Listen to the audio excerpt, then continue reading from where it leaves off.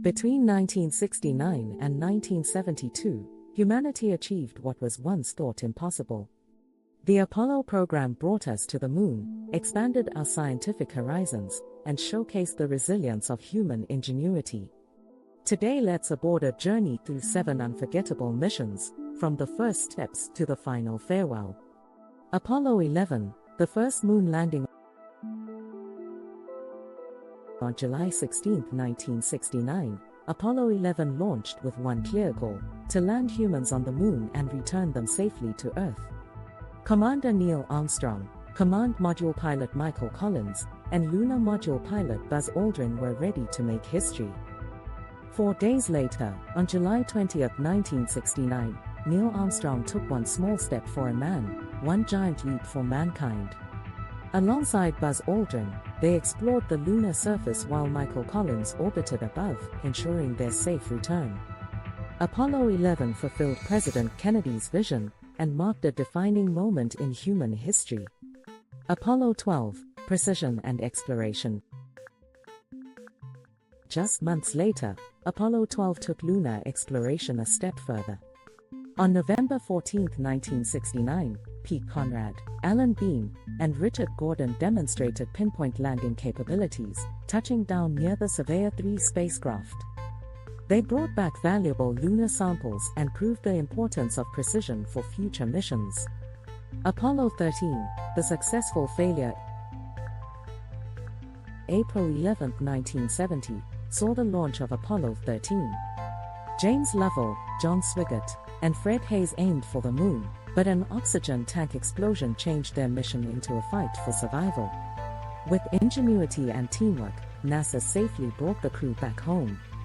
Apollo 13 showcased the resilience of human spirit and problem-solving under pressure. Apollo 14, confidence restored. In January 1971, Apollo 14 restored confidence in the program.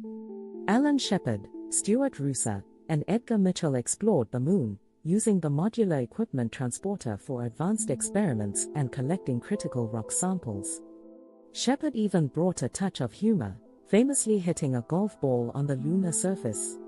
Apollo 15, a new era of exploration.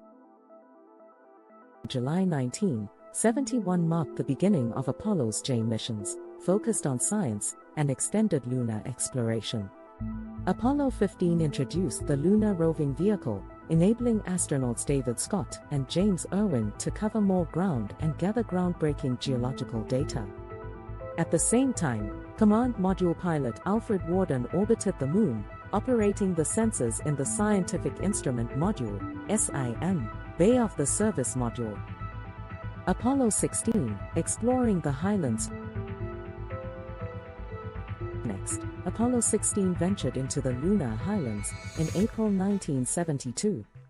John Young, Thomas Mattingly, and Charles Duke collected diverse rock samples and further tested the lunar rover, deepening our understanding of the moon's geology.